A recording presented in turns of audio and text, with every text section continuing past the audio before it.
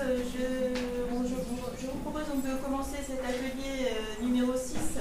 Je suis Delphine Renard, je travaille à la direction du numérique pour l'éducation. J'ai vécu dans une autre vie enseignante de lettres classiques et j'ai la chance de travailler donc, au bureau qui s'occupe du développement des ressources et des usages. Et par exemple, j'ai en charge le portail EduTech, dont il a été question tout à l'heure lors de la table ronde. Et alors je suis absolument ravie aujourd'hui de présenter un peu au débodé à la place d'une personne qui devait le faire cet atelier et de donner la parole aux trois équipes qui vont vous présenter des projets très différents, mais qui s'inscrivent dans la lignée évidemment de notre colloque sur la scénarisation et la médiatisation des savoirs par les enseignants et par les élèves. Et on a une belle métaphore là du titre de notre atelier qui est quand le numérique augmente le quotidien, puisque le quotidien de Dormaillard est évidemment de médiatiser sans cesse tout ce qui se fait et tout ce qui se montre sur la façon dont les outils numériques et les pratiques numériques peuvent venir apporter des éléments de solution pour permettre aux élèves d'acquérir des compétences qu'ils ont peut-être par ailleurs et de les conscientiser dans le cadre scolaire.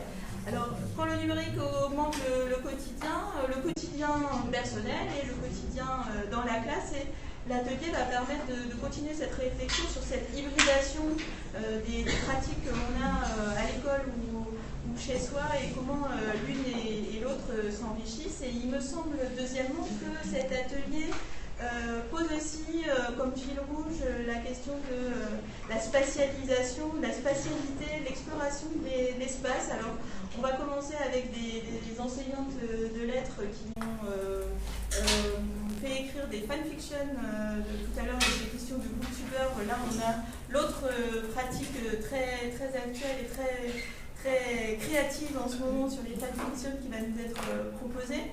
Et donc on va voir comment elles peuvent explorer, j'imagine, l'espace de l'œuvre. Ensuite, on va aller avec Télésciences et donc, pardon, j'ai oublié de vous nommer, Hélène Santieri et Virginie Skoll.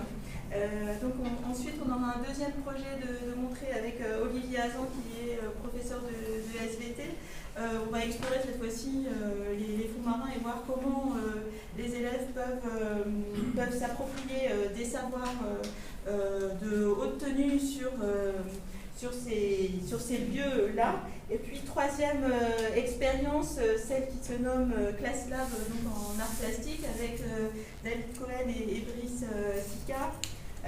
Professeurs d'art plastique qui ont mené des expérimentations d'objets mobiles, alors ordi-phone, tablette, smartphone, etc., en classe d'art plastique pour voir donc, comment l'espace de la classe se modifie. Et je pense qu'à chaque fois, on a la question de fond, c'est comment on questionne le monde donc, dans toutes nos disciplines et de toutes ces façons hyper créatives. Donc, je pense que ça va être passionnant. Et donc je laisse tout de suite la parole donc, à Magali Mignel que je laisse présenter donc, la première expérience. Bien, bonjour à vous tous. Je vais commencer par vous situer un petit peu dans quel cadre se fait cette présentation.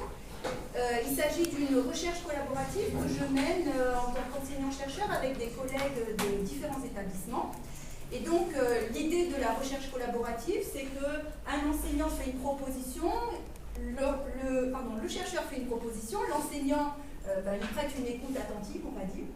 On a le souci de partager un cadre théorique commun, de diagnostiquer ensemble comment on va mettre en œuvre les choses. Il y a des suivis et des échanges réguliers entre nous. Nous faisons les bilans en commun, nous faisons évoluer le dispositif en collaboration. Un aller-retour entre le travail du chercheur et le travail de l'enseignant tout au long du dispositif. Alors, quelle a été la source de notre réflexion? Mais c'est quelque chose que vous rencontrez pour les collègues de lettres tous et toutes.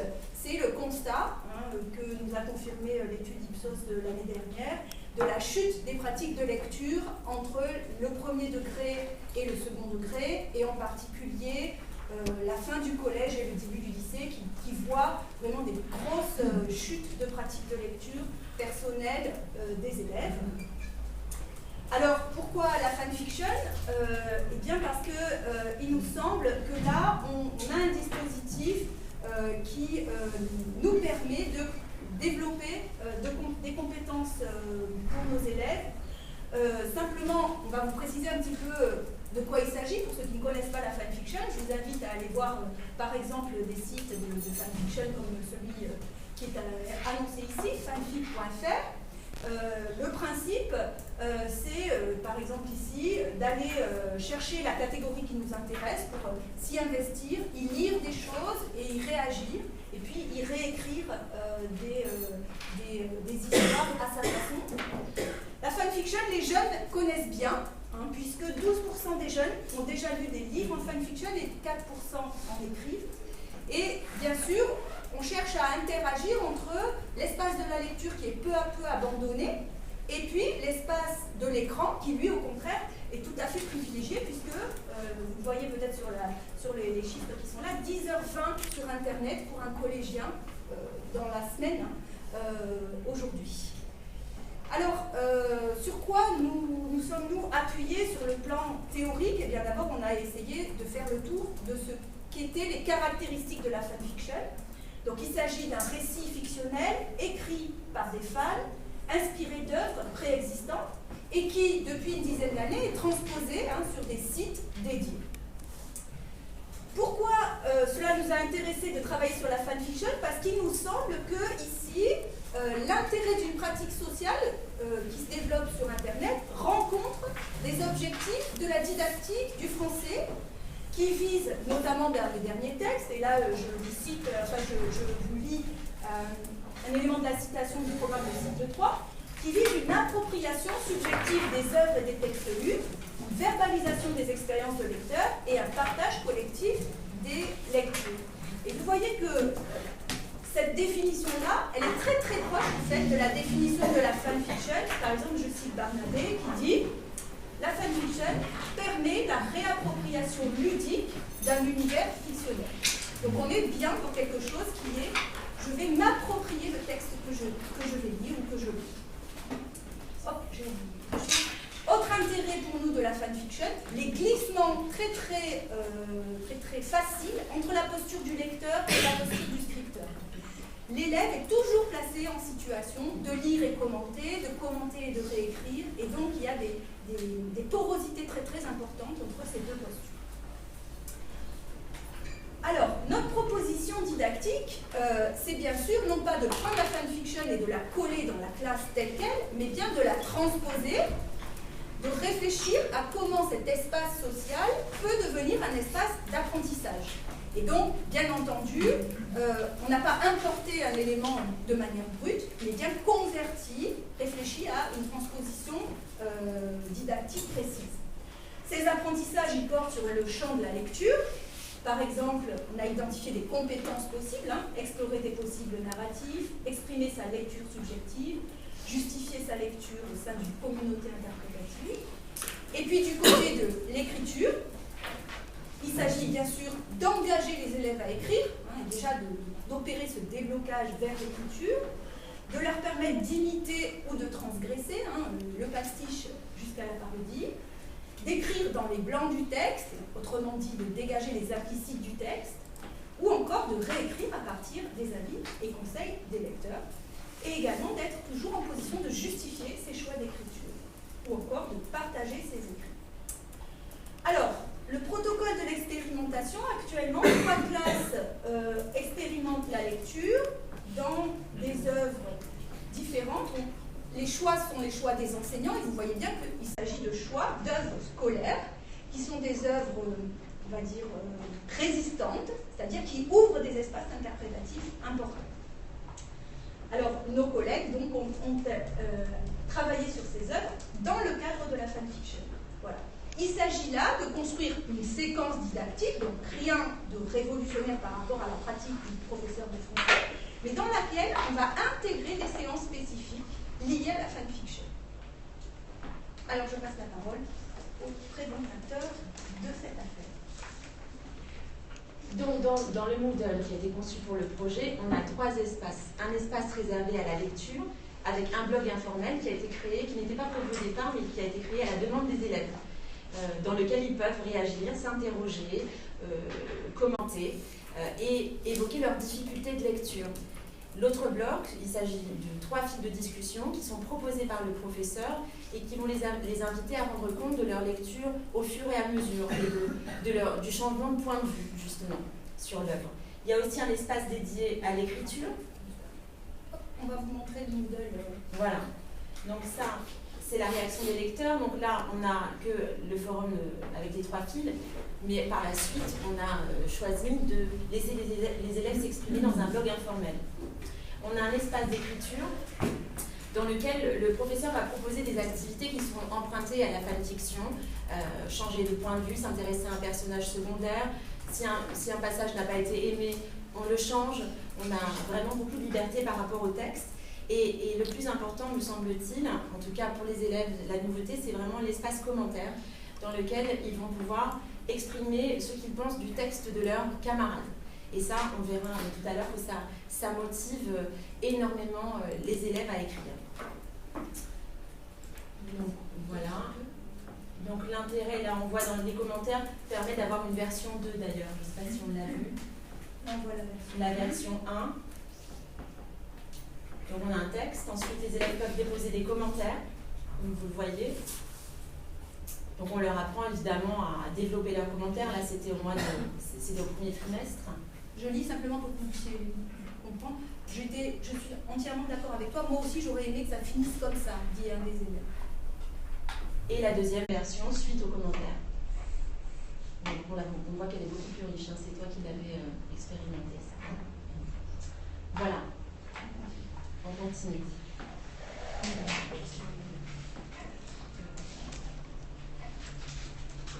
Donc on a vraiment un espace qui va accompagner la compréhension et l'interprétation. Donc le blog informel a cet avantage de ne pas laisser l'élève seul face à son livre dans sa chambre. Il fait partie d'une communauté de lecteurs et ils ne vont pas hésiter à dialoguer, échanger. Et ça peut même d'ailleurs perturber le professeur parce que je n'avais pas moi-même pensé que les élèves, s'ils recevaient une réponse à leurs questions, trouvaient qu'il était de bon ton de rendre la politesse et on en vient à avoir des conversations qui n'en finissent pas, qui durent jusqu'à 21h, d'élèves passionnés. Et en tant que prof de français, j'avoue que j'ai du mal à passionner le plus souvent mes élèves et à les faire dialoguer sur une œuvre. Et là, c'est vraiment frappant. Ça, on le trouve dans le blog informel. Dans les filles de lecture, c'est vraiment un espace sur lequel on va pouvoir s'appuyer pour aider les élèves à dégager l'implicite du texte, les nœuds. Et ça va vraiment être très utile pour leur permettre de comprendre les éléments complexes. Alors, on a une vidéo. Donc on va vous montrer un exemple justement à partir du forum, puisque le forum est le déclencheur des activités de classe. Alors, une petite vidéo qui arrive. Donc les élèves dans cette vidéo réussissaient à répondre aux fils de discussion. La question c'est quelle est le temps en réalité. On va monter dessus. La question c'est quelle est le temps en réalité. Oui.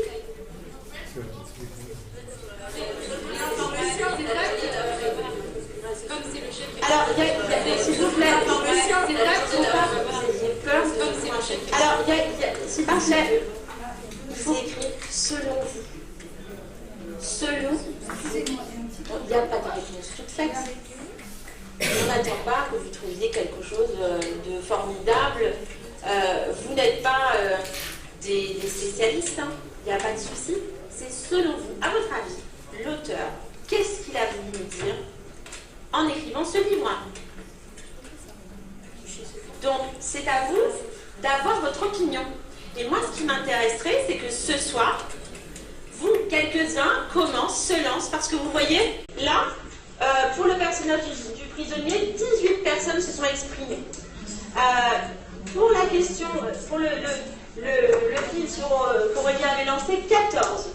Je vais essayer de reprendre ça pour que vous ayez de l'image. Je sais pas comment ça. Du chien, j'ai eu 10 personnes qui se sont exprimées. Le personnage le plus intéressant, j'ai 13 personnes. Et personne n'a osé.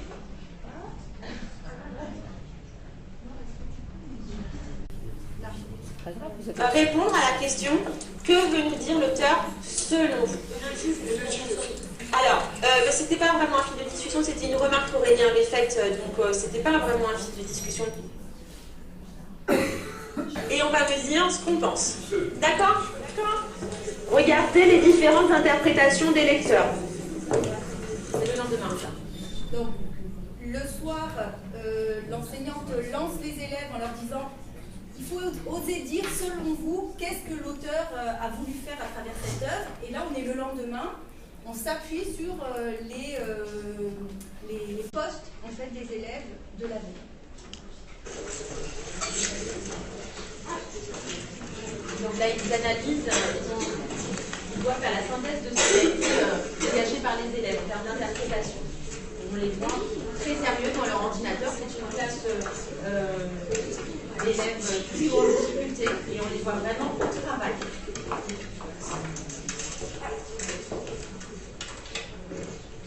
Les lecteurs ne sont pas tous d'accord. Pourquoi? Continue Maëva. Comment ça, les lecteurs ne sont pas tous d'accord? Oui, alors tu peux nous donner des exemples, s'il te plaît?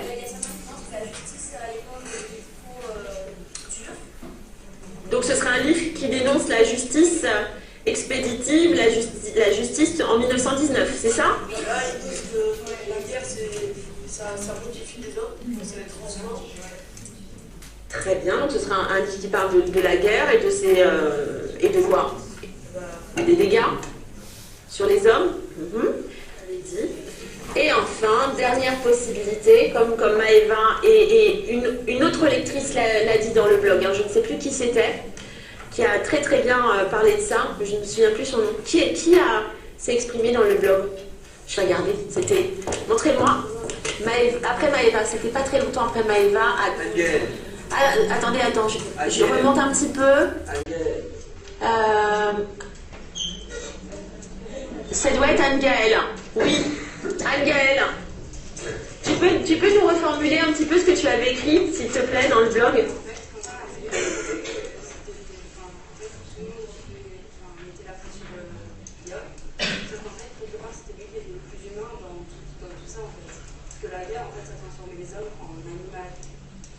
Et toi, tu as trouvé que Guillaume, c'était le plus humain. Et pourquoi? Parce que c'est le seul qui est quand même loyal. Et même malgré tout, en fait, c'est le seul qui reste. D'accord. Donc, c'est intéressant de voir que les points de vue sur ce que l'auteur a voulu dire sont complètement différents. Donc là, l'intérêt, c'est que l'interprétation est faite par les élèves qui prennent conscience qu'ils ont un propre jugement sur l'œuvre et qui n'attendent pas que ça descende du professeur qui aurait seul le savoir. Alors, l'élève est plus motivé pour lire, mais il est aussi plus motivé pour écrire. En effet, les activités de lecture dites classiques menées en classe ont toujours pour but d'amener l'élève à écrire. Et cette production écrite est ensuite lue par les élèves et commentée dans le but de réécrire. Donc vous voyez bien que la lecture et l'écriture sont inextricablement liées et sans arrêt. Les commentaires motivent énormément les élèves parce que le regard porté sur leur texte n'est plus seulement celui du professeur, c'est celui des pairs. Et ça change vraiment tout. Pour les élèves en difficulté comme pour les élèves les plus performants. J'en ai pour exemple un groupe d'élèves qui n'étaient pas très très sérieux et quand ils ont reçu les commentaires, là ils se sont dit aïe. Et du coup, dans la séance qui a suivi, la réécriture, là ils se sont vraiment donnés. Et du coup, les 3 travaux d'écriture ont été vraiment beaucoup plus intéressants, je pense, que si je leur avais demandé d'écrire sur une feuille. L'intérêt du numérique, là, c'est qu'il y a vraiment un regard du côté des camarades. Et l'écriture se fait par strates successives. Quand on fait une rédaction, s'il y a des erreurs, on demande à l'élève de corriger, il faut le motiver. Il faut lui dire, allez, tu as 2 points de plus si tu reprends ta rédaction. Mais bien souvent, il faut se battre. Alors que là, les élèves reprennent leur travail, font des versions 2 sans problème, puisqu'il suffit d'un copier-coller pour pouvoir réécrire dans son propre texte. Et puis, toujours cette motivation du 2e commentaire. J'ai pour exemple encore un élève qui avait été un petit peu brut, un élève du 6e sur un commentaire, et quand il est allé voir la version 2, il a félicité ses camarades. Donc voilà, ils savent aussi reconnaître les progrès faits. Ce n'est plus seulement le regard du prof, les élèves eux-mêmes peuvent mesurer les progrès. Sa relation, en fait, il faut dire que là, il y a une ambiance pesante chez lui. C'est son fils, voilà, mal de solitude en fait. Une sensation, non, pas une sensation. Donc là, il s'agit d'une classe de 3e qui est souvent très agitée, mais face à du concret, face à une tâche comme ça, très pratique, c'est vraiment donné à fond. On les voit, quand on les a filmés, on s'est rendu compte que 50 minutes, ils travaillent 50 minutes. Et 50 minutes avec cette qualité de travail. Recherche du mot juste, recherche de l'expression. On les voit, vous allez les entendre en binôme, et ça m'a beaucoup surprise. Je ne retrouve pas cet intérêt dans la copie de la formule juste. Vous le ressentez. Tu peux faire la droite. Vous le ressentez. Vous ressentez une sensation de solitude. Une forte sensation. Une forte sensation. Sensation de solitude qui lui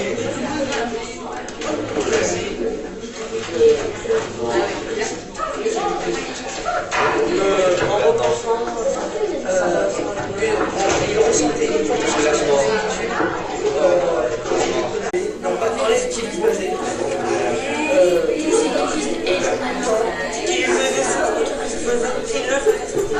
le faisait.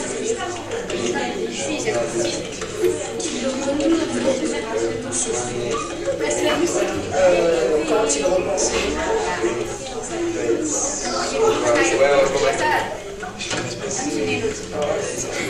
à sa relation, en le prenant.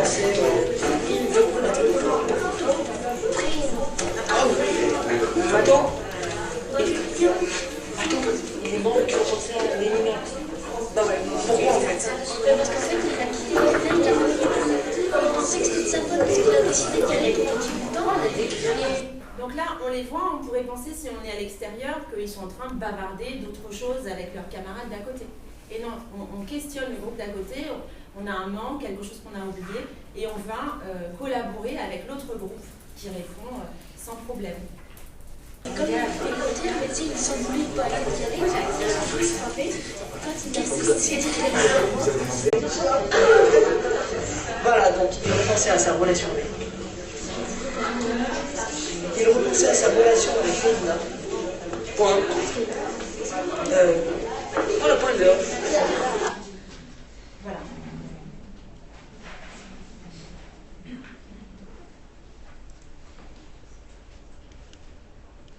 Donc on les voit vraiment au travail. Et c'est ça qui est intéressant dans ce dispositif, je peux le dire parce que c'est pas moi qui l'ai inventé. J'en suis très contente que Magali m'ait proposé de travailler avec elle parce que c'est une classe qui a posé beaucoup de difficultés dans beaucoup de matières. Et moi j'ai pu découvrir cette classe sous un autre angle.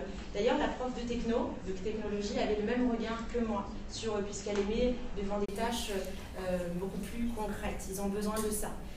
Cette classe est devenue autonome, c'est-à-dire qu'ils entrent, Magali a pu le voir, ils se mettent au travail, ils savent ce qu'ils ont à faire, ils connaissent les différentes étapes du dispositif et ils travaillent. Ça fait du bruit, il faut accepter qu'il y ait un peu plus de bruit dans nos salles, mais au bout du compte, au bout de 50 minutes, on a un travail effectif. Et puis, ce qui est intéressant, c'est la relation professeur qui est différente. Parce que les élèves comprennent très vite que sans eux, la fanfiction, il n'y en a pas. C'est pas comme un cours classique où le prof fait son cours et les élèves, ils suivent s'ils peuvent. S'ils ne collaborent pas, je peux m'en aller, il ne pourra rien se passer. Donc ça, ils en prennent conscience et du coup, cette nouvelle relation, le prof collabore avec eux, mais ce sont eux qui sont vraiment à la tâche. Et là encore, je crois que c'est ce qui les a fait progresser. Et enfin, ce que j'ai vu surtout lors de la dernière expérimentation, parce qu'on voit les bénéfices au fur et à mesure, c'est la différenciation naturelle. C'est-à-dire que ce dispositif, je pense, permet à chacun de trouver ce dont il a besoin. L'élève le plus fragile comme l'élève le plus performant. Je peux parler d'élèves en difficulté dyslexique, qui a réussi à produire quelque chose parce qu'il est motivé, parce qu'il va avoir des commentaires, parce qu'il va avoir une possibilité de réécriture et d'améliorer son texte. Et une élève précoce qui, en début d'année, écrivait en 5 lignes parce qu'elle ne voyait pas l'intérêt de développer 5 lignes en 30 si elle avait dit l'essentiel. Et bien là, avec les commentaires déposés par les camarades, ça lui a donné des idées. Parce que le but des commentaires, c'est toujours de proposer des idées d'amélioration. Donc voilà, en conclusion, c'est les élèves qui... À la rentrée, on change de méthode. Alors, qu'est-ce que vous en avez pensé, puisqu'il nous reste quelques minutes, qu'est-ce que vous en avez pensé de cette séquence? Pardon? Vous allez déposer, moi je vous demanderai d'aller déposer votre dernier commentaire ou plusieurs derniers commentaires, mais au moins un, jusqu'à la fin de la semaine, peut-être jusqu'à ce week-end inclus. Ça, à refaire, vous êtes d'accord? Je ne sais pas quand ce sera fermé. C'est sans fois mieux que quoi? C'est une fois la première zone, on a plus envie de dire. À refaire, vous êtes d'accord? Pourquoi? Ça vous donne du temps? Mais on va le refaire, mais pas tout de suite. Oui, sur le blog, c'est bon. Oui, d'accord. D'accord, je note ta proposition, Roland. Donc l'élève finit par dire bon, on va le refaire. Après tout, en gros, on n'a pas besoin de la chercheuse, hein, on n'a plus qu'à trouver le livre et c'est bon. Hein. Et d'ailleurs, j'avais signé seulement pour une expérimentation et avec leur, je n'ai pas pu ne pas refaire la fanfiction. C'était impossible. Ils étaient tellement en demande que du coup, j'ai signé pour toute l'année. Et je devais en faire une et j'en ai fait 4. Voilà. Voilà, merci. Merci beaucoup.